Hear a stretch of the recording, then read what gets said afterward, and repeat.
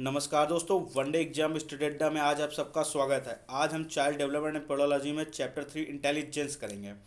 चलिए हम लोग अपने चैप्टर की तरफ बढ़ते हैं। मनोविज्ञान के क्षेत्र में बुद्धि शब्द का प्रयोग सर्वप्रथम 1885 ईस्वी में फ्रांसिस गाल्टन ने किया था। यानी जो बुद्धि शब्द का सर्वप्रथम प्रयोग हुआ, यानी शब्द का जो जन्म हुआ वो फ्रांसिस गाल्टन के द्वारा सन 1885 ईस्वी में हुआ। चलिए, बुद्धि की और परिभाषाएं दी हैं जो महत्वपूर्ण है, जो किसी न किसी पेपर में अवश्य रूप से पूछी जाती हैं। खास करके यूपी टेट में ये परिभाषा पूछ ली जाती हैं। पहली परिभाषा दी है यहाँ पर, बुद्धि पहचानने एवं सुनने की शक्ति है। बुद्धि पहचानने और एवं सुनने की शक्ति है, इसे विनेका ने कहा है। दूसरी परिभाषा यहाँ पर, बुद्धि सीखने की योग्यता है, इसे बकिंघम ने कहा है। बुद्धि में 4 शब्द निहित हैं, ये हमारी तीसरी परिभाषा है। बुद्धि में 4 शब्द निहित हैं, ज्ञान, आविष्कार, निर्देश और आलोचना, इसे बिने महोदय ने कहा है। ये परिभाषा किसकी है? बिने की है।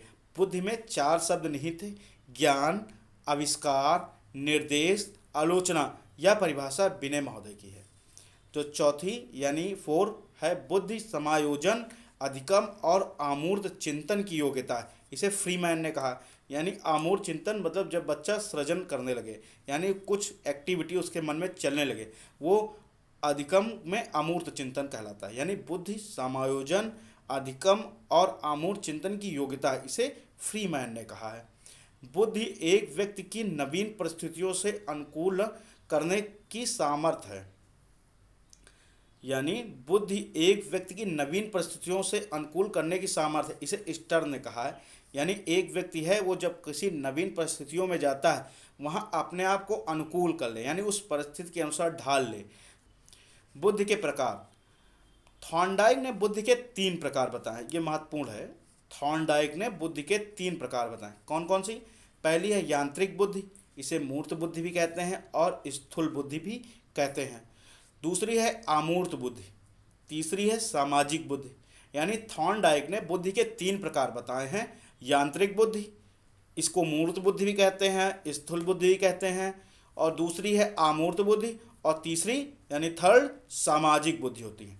चलिए इनको देखते हैं ये होती क्या है। यहाँ पर देखिए अलग अलग डिफाइन की गई हैं। यहाँ पर यांत्रिक बुद्धि, अमूर्त बुद्धि और ये सामाजिक बुद्धि। चलिए देखते हैं। पहला है यांत्रिक बुद्धि में, इसे व्यवहारिक बुद्धि भी कहते हैं। यानी जो यांत्रिक बुद्धि मूर्त बुद्धि है, इसे व्यवहारिक बुद्धि भी कहते हैं। अमूर्त बुद्धि में इस बुद्धि का संबंध साहित्य क्षेत्र से होता है। यानी जो साहित्य प्रिय लोग होते हैं, इसमें उन्हीं का संबंध होता है, क्योंकि कहते हैं जहाँ ना पहुँचे कोई वहाँ पहुँचे कवि। यानी जो जो व्यक्ति साधारण मनुष्य नहीं सोच सकता, वो कवि सोच सकता है। यानी अमूर्त बुद्धि का संबंध साहित्य से होता है। सामाजिक बुद्धि, यानी राजनेता, सरपंच में सामाजिक बुद्धि होती है। दूसरा पॉइंट देखते हैं यांत्रिक बुद्धि में, यह बुद्धि अभियंता, वास्तुकार और इतिहासकार, कारीगर की होती है। अमूर्त बुद्धि में यह बुद्धि दार्शनिक, कलाकार, वैज्ञानिक, चित्रकार की होती है। मतलब अमूर्त बुद्धि में जितने दार्शनिक होंगे, जितने कलाकार होंगे, जितने वैज्ञानिक होंगे और चित्रकार होंगे, यह अमूर्त बुद्धि में आएंगे। और ये तीसरा पॉइंट देखते हैं यांत्रिक बुद्धि में, इस बुद्धि का संबंध यंत्रों से होता है।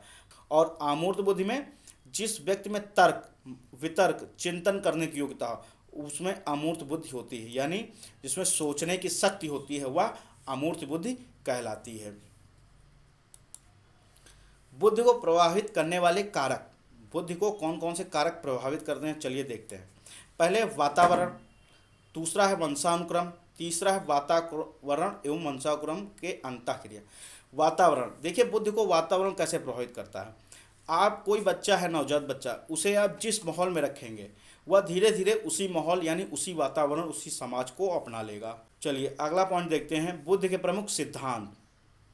बुद्धि के कौन कौन से प्रमुख सिद्धांत हैं, चलिए उनको देखते हैं। पहला सिद्धांत है एक खंड या एक कारकी सिद्धांत। पहला सिद्धांत है एक खंड का सिद्धांत, इसे एक कारकी सिद्धांत भी कहते हैं। इसे अल्फ्रेड बिने ने दिया। बुद्धि का सबसे प्राचीन सिद्धांत है यह।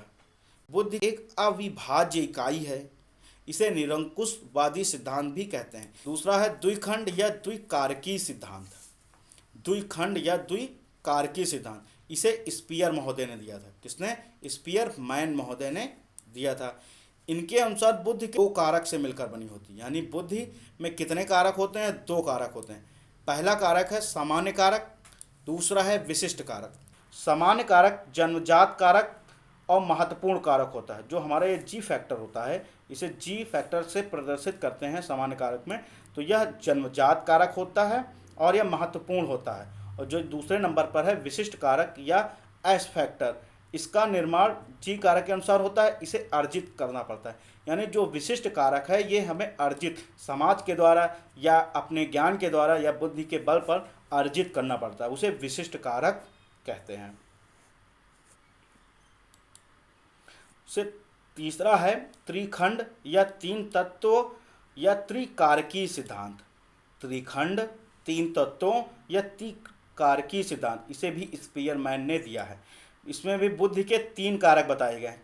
कितने बताए गए हैं? इसमें बुद्धि के तीन कारक बताए गए हैं। पहला है सामान्य कारक, दूसरा है विशिष्ट कारक, तीसरा है सामूहिक कारक। यानी जो इसमें जी फैक्टर, एस फैक्टर और सामूहिक कारक, यानी जो इन दोनों के मिलने से होगा। चौथा है बहुकारकीय सिद्धांत, यानी इसको थॉर्नडाइक ने दिया। बहुकारकीय सिद्धांत थॉर्नडाइक ने दिया। बुद्धि के असंख्य कारक होते हैं। कितने होते हैं? असंख्य कारक होते हैं। उन कारकों की कोई गिनती नहीं की जा सकती, इसलिए इसे बालू का सिद्धांत या परमाणुवादी सिद्धांत भी कहते हैं। ये मोस्ट इंपॉर्टेंट लाइन है यहाँ पर। बुद्ध के असंख्य कारक होते हैं, उन कारकों की कोई गिनती नहीं की जा सकती है, इसलिए इसे बालू का सिद्धांत या इसे परमाणुवादी सिद्धांत भी कहते हैं। पांचवा है समूह कारक सिद्धांत, यानी जो समूह कारक है, जो समूह में सीखे जाते हैं, इसे लुईस थर्स्टन ने दिया था। किसने दिया था? लुईस थर्स्टन ने दिया। ये भी मोस्ट इंपॉर्टेंट कारक सिद्धांत है। इस सिद्धांत के अनुसार बुद्धि 7 कारकों से मिलकर बनी। प्रत्येक कारक जो होता है वो एक दूसरे से भिन्न है। पहला कारक है आंकिक कारक, अंकों को पहचानने की क्षमता। आंकिक कारक के द्वारा अंकों के पहचानने की क्षमता का पता चलता है। दूसरा है शाब्दिक कारक, इसमें शब्दों को पहचानते हैं। शाब्दिक कारक के द्वारा हम लोग शब्दों की पहचानने की क्षमता विकसित करते हैं। तीसरा है स्थानिक कारक, इसमें कल्पना करने की क्षमता यानी अमूर्त सोचने की क्षमता विकसित होती है स्थानिक कारक में। यानी हम लोग अमूर्त सोच सकते हैं स्थानिक कारक के द्वारा। 4 नंबर है तार्किक क्षमता, यानी बच्चे के अंदर बुद्धि का विकास हो जाता है, वह तर्क करने लगता है, यानी वो कब क्यों कैसे के प्रश्न करने लगता है, यानी उसके अंदर तार्किक विकास हो चुका होता है।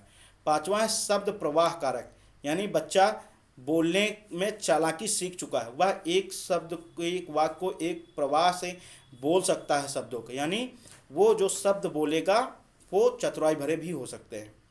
तीसरा है प्रत्यक्षात्मक, यानी 6 नंबर कारक है प्रत्यक्षात्मक गतिशीलता कारक। 7वां प्रकार है स्मृति कारक, यानी बच्चे के अंदर अगर स्टोर करने की यानी याद करने की क्षमता पूरी तरह से विकसित हो चुकी है, उसे स्मृति कारक कहते हैं। 6 नंबर है बुद्धि का त्रिआयामी सिद्धांत या त्रिविमीय सिद्धांत या बुद्धि का संरचना का सिद्धांत। ये महत्वपूर्ण है ये सिद्धांत। इसे बुद्धि का त्रिआयामी सिद्धांत, त्रिविमीय सिद्धांत, बुद्धि का संरचना का सिद्धांत कहते हैं। इसे जेपी गिलफोर्ड महोदय ने दिया था। बुद्धि को सबसे पहले मॉडल के रूप में भी इन्होंने प्रस्तुत किया था। इनके अनुसार बुद्धि के 3 आयाम हैं। कौन कौन से देख लेते हैं। पहला है संक्रिया, दूसरा है विषय वस्तु, तीसरा परिणाम। यानी जो इन्होंने 3 आयाम बताए, संक्रिया, विषय वस्तु, परिणाम। चलिए पहला देख लेते हैं। संक्रिया को इन्होंने 5 भागों में विभाजित किया है, यानी जो इन्होंने 3 आयाम बताए उनमें से पहली है संक्रिया। तो संक्रिया को इन्होंने 5 भागों में विभाजित किया। कौन कौन सा? पहला संज्ञान, फिर स्मरण, फिर परंपरागत चिन्ह, अपरंपरागत चिन्ह, उसके बाद मूल्यांकन। ये आपका संक्रिया के अंतर्गत आएगा। दूसरा है विषय वस्तु, इसको 4 भागों में बांटा है इन्होंने। कितने भागों में? 4। पहला व्यवहारिक, फिर सांकेतिक, फिर तीसरा शाब्दिक आकृति। तीसरा नंबर है परिणाम। परिणाम को इन्होंने 6 भागों में विभाजित किया है। परिणाम को इन्होंने 6 भागों में विभाजित किया। कौन कौन सा? इकाई, वर्ग, प्रणाली, प्रत्यावर्तन, निहितार्थ और संबंध। दोस्तों इस चैप्टर के कुछ और टॉपिक बचे हैं जिनको हम अगले पार्ट में कवर करेंगे। साथ ही जो प्रीवियस ईयर के क्वेश्चन हैं जो इस टॉपिक से पूछे गए हैं उनको भी अगले पार्ट में हम कवर करेंगे। इस टॉपिक की पीडीएफ के लिए हमारे फेसबुक ग्रुप को ज्वाइन कर लें, उसकी लिंक नीचे डिस्क्रिप्शन बॉक्स में दे दी गई है। दोस्तों, अगर आपको वीडियो अच्छा लगा हो तो वीडियो को लाइक व शेयर करें एवं चैनल को सब्सक्राइब करें। जय हिंद दोस्तों।